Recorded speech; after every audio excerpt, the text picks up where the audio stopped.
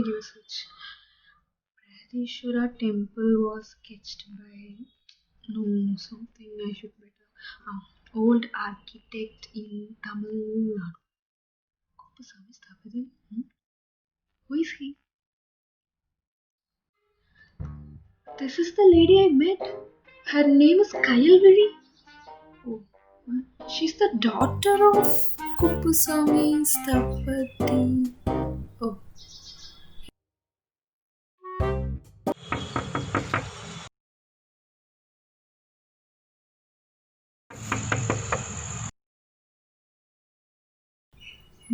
Huh? No one is here. Huh?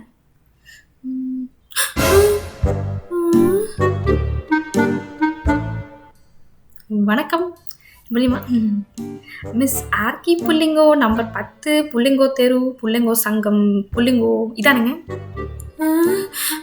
Kuppusamy ஸ்தாபதி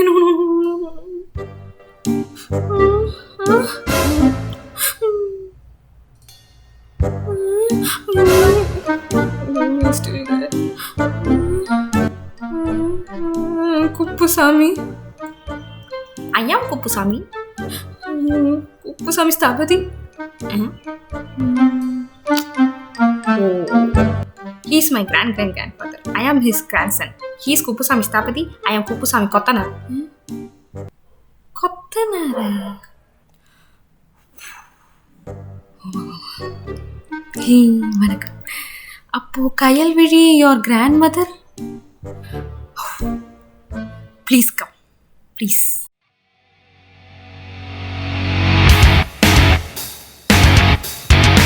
Where is it? You should have hidden somewhere.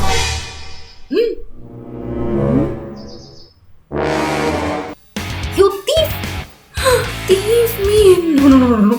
Actually, it's my grandmother. Oh, sorry, your grandmother. Because I don't know if I traveled to time or I went back. I don't get it like you. Dear Jungle.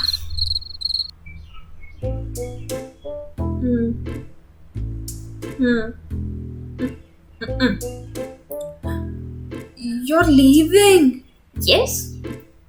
No, you are a Kottanar, right? Yes. So, no, your grandfather was a Sthapathi. You know about temple architecture, right? Can you just please help me with this? I'm really struggling about it.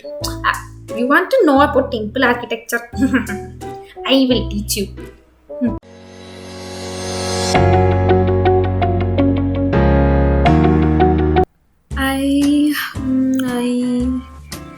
I actually need to know like what is the classification of Dravidian architecture because I don't know about it, and what are the big temples and what is the planning system they want to went through it, and also I just need to know what is they followed and what are the materials they used, and also know what is the concept behind it.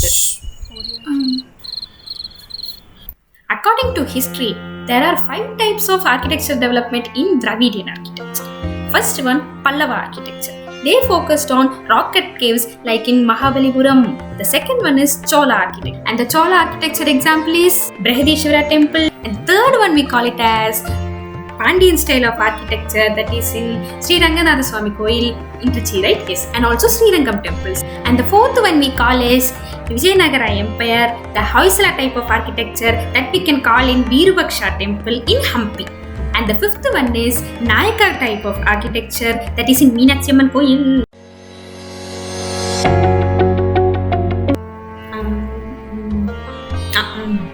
Now we'll tell about the elements in the temple complex. The first element we can see is the entrance, which is otherwise called as Gopuram.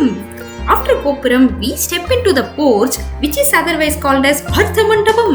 After Artha Mandapam, we step into the Mandapa to the temple building where our people gather and pray to God and do. After Mandapa, we find God sitting in a peaceful position, and that position place is called inner shrine or Garbhagriha. The space between the Garbhagriha and the Mandapa, and where people go stand in a queue, stand like this, pray like this, and Pujari give a basvam and we take a basvam, that place is called Antarala.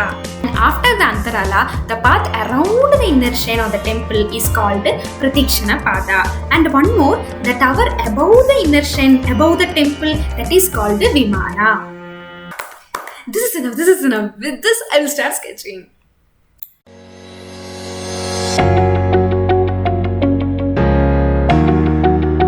So yes, now moving on to the sketching session. Today we'll be looking about some common patterns or forms that has been followed in temple architecture. Because while you are able to decode such patterns, it is very easy to recreate and to think like you can sketch a temple from your memory itself. Because some movies we watch, something like let it be a Bahubali or Padmavati, the sets of those movies, those temples and everything, they reflect and they have recreated such temple architecture patterns and designs.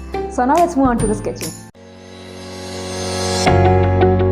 The basic concept in temple architecture is that the mass is always supported by mass. So the first one I drew here is the right one, and the second and third forms in which the mass is not equally supported with another mass is wrong. Now the Vimanas, they pretend to be a rectangular with sharp edges or something, so they look like with the polygonal forms. And the above one, the tip is called as the stud. So this is how it looks in detail. Now also there you can find niches in the middle of the Vimana, so that is very important to be noted. And if you're drawing a cave-like temple, let it be a Mahabalipuram temple, the best way to depict the rocks of the cave is to make the uneven strokes. Okay, so this will help you to look it like a rock. So these uneven strokes will help you that it's look like a rock. Now I'll teach you that how to sketch an order. So decoding the parts of an order, it is always balanced with a lintel and the mass is evenly distributed to ground. So here in middle you can find a melon-like structure which is called as kumbha, and beneath the melon-like structure it is supported with a curvilinear form, let it be inspired from a flower or something. Actually it is not inverted, it is a lotus-like pattern, and below this it is an inverted lotus-like pattern which is otherwise called as kalasa, and beneath that you can find a trunk-like structure which is in other words you can call it as a thadi. And also in Dravidian architecture you can find some forms inspired from lions or dragons. So that is the most depicted form here, and also the center of gravity is well maintained and the load is evenly distributed to the ground through this load bearing structures. So this is how you can depict a lion-like form, and the beam goes up like this. So, and it is very important to show the shading parts of this column like I have shown here. So this makes us believe that it looks like something curvy and solid. So add the shadows and shading. Yes, okay. Now the another technique is that you have to decode a basic form that will be followed in the entire space of the temple complex. Because if you can decode it, for example for the Brihadishwara temple, the capestone design is repeated in everywhere you see, let it be on the gopurams, on the entrance or wherever it could be. So the repetition is one principle they have followed here. Also, if you find any statues or something on the facade or in gopuram, they are always placed in a frame and also with a sunshade. So this helps them that the statues are well protected on the facade. So it is very important to draw a frame-like structure also with a shelter. And add the depth by adding the darker portions and darker details so that the statue will be projected. Yes, now there it looks. Now I'll tell you that one most important thing we can see is the Nandi. So this is the easy way to sketch a Nandi. So I have 2 ears and everything. So usually we see the back pose of it. So it is better to do it like this way. Now the last tip I can give you is that this is always inspired from flower-like forms. So these lotus, usually a lotus flower is most inspired here. So you can have it either normal lotus or the inverted one, and this is depicted on the columns and everywhere. So they may have those hammer dressed stone-like rubble finishes everywhere. So and yeah, these are the basic carvings they can give it on every column or even on the facade. So these are some basic design patterns. Now these two lotus can also be combined together and they can give you some design, something like this. So these are some design patterns that they follow on temple architecture.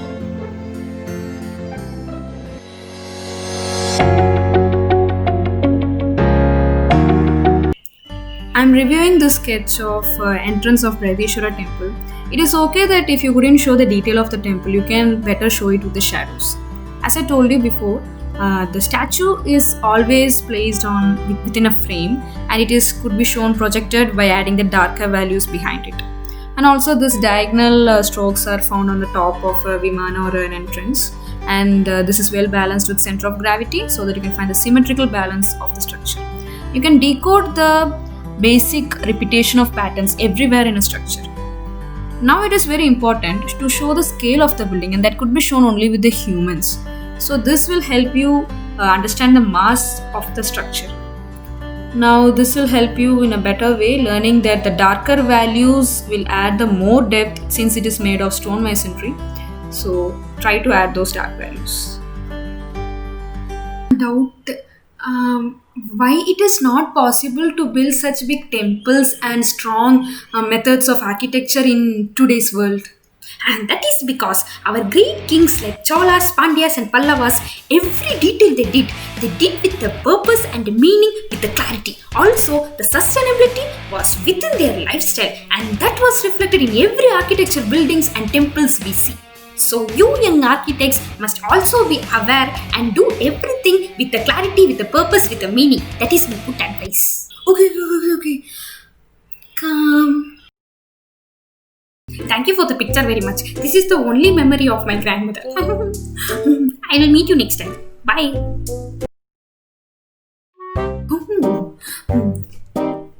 Anyways, it was very good meeting you. Can I have my bag? Thank you.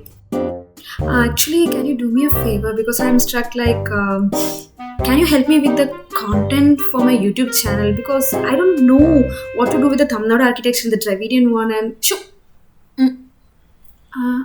I'm saying, can you help me something like for my new content for my YouTube channel, like, you know what?